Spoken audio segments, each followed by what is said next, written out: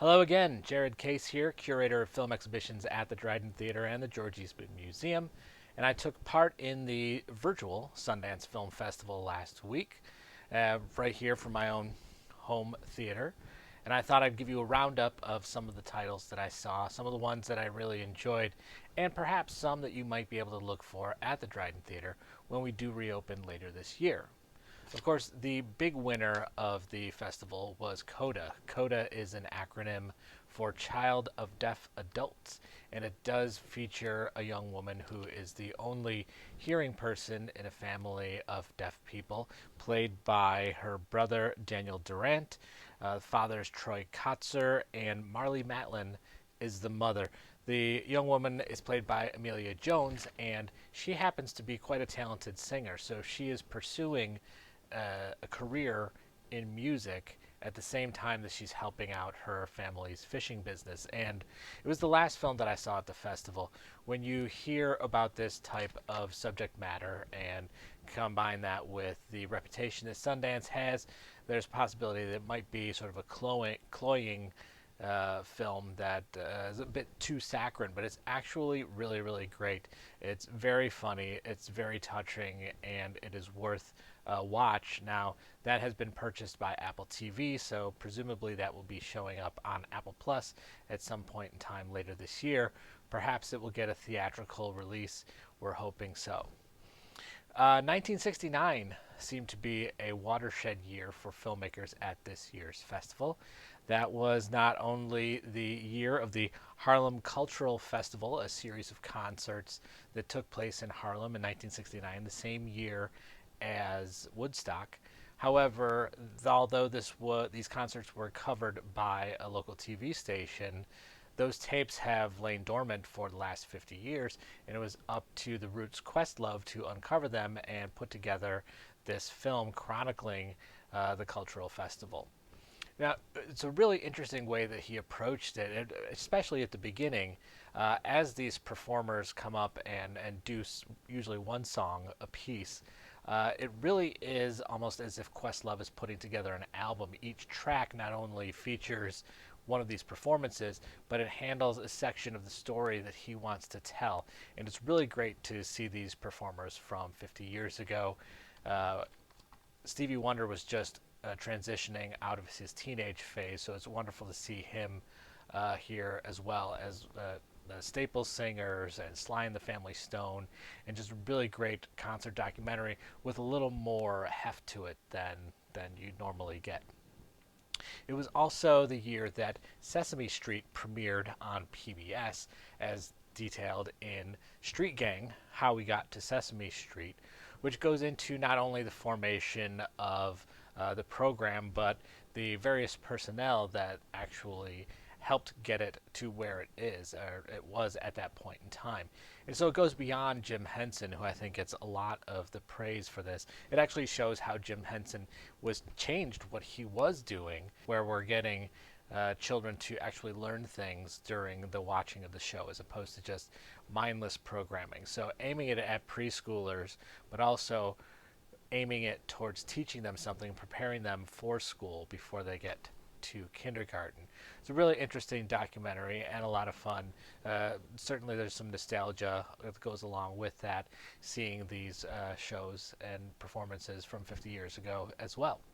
It was also the year of Fred Hampton's murder, as detailed in Judas and the Black Messiah, which is coming out in theaters this week. I won't go over that too much. It was a late addition to the festival, but I did get to see it there, and it's a really good film that you should go out and see as well.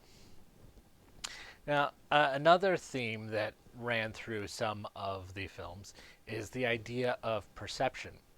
Not only how we perceive the world around us, but how that perception then changes that world, or at least our interaction with it, through two documentaries.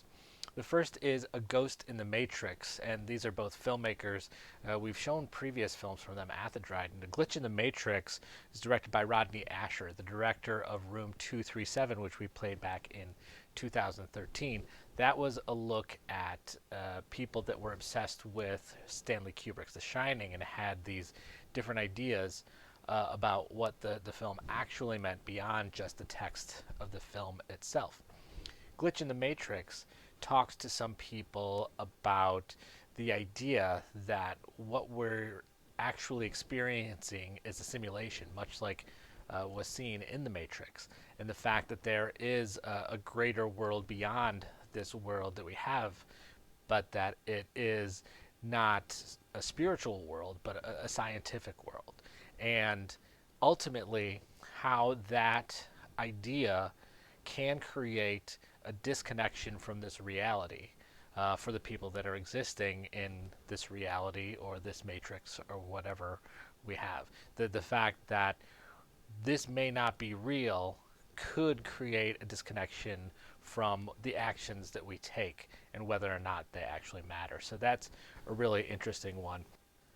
My favorite documentary of the film festival is from Theo Anthony, who also did Rat Film, which we showed back in 2018, which was an exploration of the city of Baltimore and the ways that redlining really created situations that would have to be dealt with. So what he's looking at here is the observer effect, or the idea that when someone is looking at something, it changes the nature of that which is being observed. He actually uses a quote in the film from Alphonse Bertillon that I'd like to repeat. The eye only sees in each thing that for which it looks, and it only looks for that of which it already has an idea.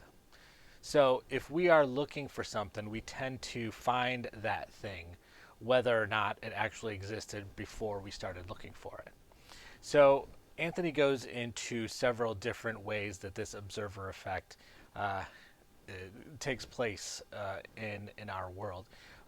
Most pointedly, in the exploration of a company that produces not only stun guns but also vest cams for police and different ways to observe. Uh, Purportedly as a way to make everything fair. However, what Anthony goes into is that the frame itself only captures a certain amount of reality, and you can reframe what you're looking at by both cutting beginning and ending the video when it is your choice, but also pointing that camera at what you wish to observe and pointing it away from what you don't wish to observe. A really great documentary that I'm hoping we will be able to bring to the Dryden at some point in time, so that is all light everywhere and something to look forward to. Other documentaries that I thought were really great, Writing with Fire from Sushmit Ghosh and Rintu Thomas, which is about female journalists in northern India that have moved from print to digital media and are really making a difference with what they're doing in their journalistic efforts. Also, Flee from Jonas Polar Rasmussen, which is a completely animated tale about a man who, as a child, escaped from Iran to go to Russia, only to find that his family was then stuck in Russia. He's now in his 30s, and he's kept a secret for over 2 decades. And so this is the tale of him revealing those secrets, and it's all animated to make sure that everyone maintains their anonymity. And especially President, which was a really great documentary from Camilla Nielsen about presidential candidate Nelson Chamisa in Zimbabwe and the uphill battle that he was facing during his presidential run, as the party that was in power at the time controlled everything from the media to the election process, and yet he would still have this large movement behind him. But it's all about the struggles that he was facing, trying to move into a progressive mode, even though the entire system seemed to be against him. So again, one that I'm hoping we can bring to the Dryden. On the narrative side, if it's not Coda, maybe we'll call Coda my favorite comedy, and then Mass, the film Mass, directed and written by Fran Kranz, would definitely be my favorite drama of the festival. Mass is a small film. It's nearly one setting, inside and outside of a building, primarily in one room in a church, where two sets of parents meet years after a tragic incident involving their sons. And the parents are played by Martha Plimpton along with Jason Isaacs as one couple, and Ann Dowd and Reed Birney as the other couple. And it's a very intimate drama with great performances all around. And even the filmmaking does enhance, despite the fact that it's not showy and it is limited to this one space. There are really striking cinematic choices being made. There's one cut about halfway through the film that literally took my breath away. It's a very powerful drama that I think will get a lot of people thinking, a lot of people talking, and if it's available to the Dryden, I will certainly bring that. I really really love that film, and I hope that more people get to see it. Night of the Kings was another film that also played in Toronto. I missed it there, but I got to see it here. This is actually the official selection for the Academy Awards Best International Feature category from the Ivory Coast.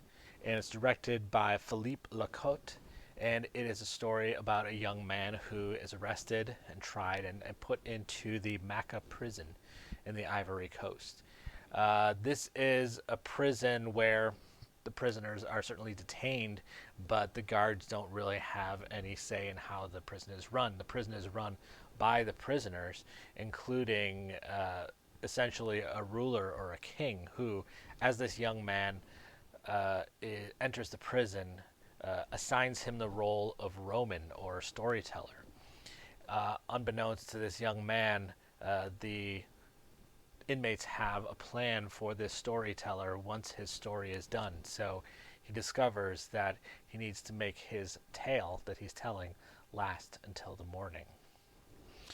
On the lighter side of the narrative end, there were a couple of other comedies that I really liked, including How It Ends, which is definitely, this film did not exist 12 months ago, not in the minds or in the cameras of the filmmakers, from Zoe Lister-Jones and Daryl Wine.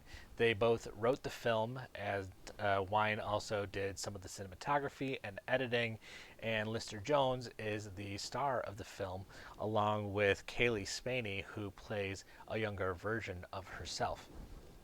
It's definitely a pandemic movie.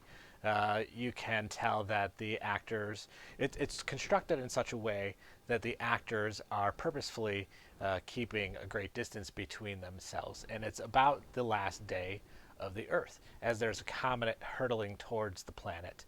And Zoe Lister-Jones plays a character who is haunted, followed around by a younger version of herself. No one else can see this younger version of herself, but she's been living with her for a while. So Jones goes out on a quest to do exactly what you would do on the last day of the world. Make amends, apologies, wrapping things up before the meteor hits and the next thing comes. It's very funny, and it's also touching. It's really a love story about loving yourself, which is always a good message to hear.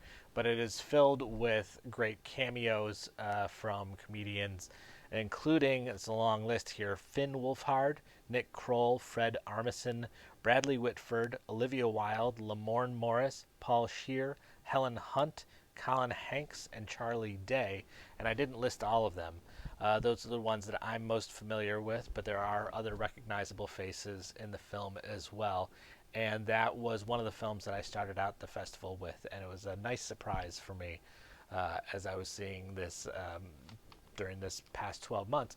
The fact that there are people out there managing to get art and work done is very inspiring, and I think this is a fun film to highlight that. The last one that I want to talk about is a new pair of new filmmakers, Darren Knapp and Manuel Crosby, who have brought a film called First Date to the Sundance Film Festival. And this is a film about a first date. A teenager is very interested in this girl that he bikes past her house all the time, and of course, he sees her in school. And he finally ends up spending some time with her only to have her ask him out on a date. And his troubles begin when he lies to her and tells her that he has a car and that he will pick her up that evening, planning on borrowing his parents' car, but his parents are going away for the weekend, so the car is no longer available. That's when he steals some money from his father, only to buy a junker, at least for the night. And as it turns out, that car was borrowed by someone who was unsavory. We're cross cutting between our story and the story of him as he gets into trouble. And it just builds from there. It's very reminiscent of films that came out in the 90s, inspired or following in the Pulp Fiction vein, with humor, comedy, action, violence, and a really good cast of practically unknowns. There are some working actors in there you may have seen from other projects, but mostly unknown people. And it was a lot of fun. That was one of the last ones that I saw for the festival, and it was a really good time. So, as I understand it, the Sundance Festival was even more popular this year, so you may have the opportunity to partake in the Sundance Festival yourself at some point in time next year. If they do expand to having satellite locations in 2022, the Dryden will certainly look into that. Maybe we can bring you some of these films in our theatrical setting. In the meantime, keep your eyes open for more news about the Dryden opening up later this year, and please continue to tune in to our conversations with cinephiles and Selznick graduates with more streaming recommendations, and we will see you next time at the Dryden Theater.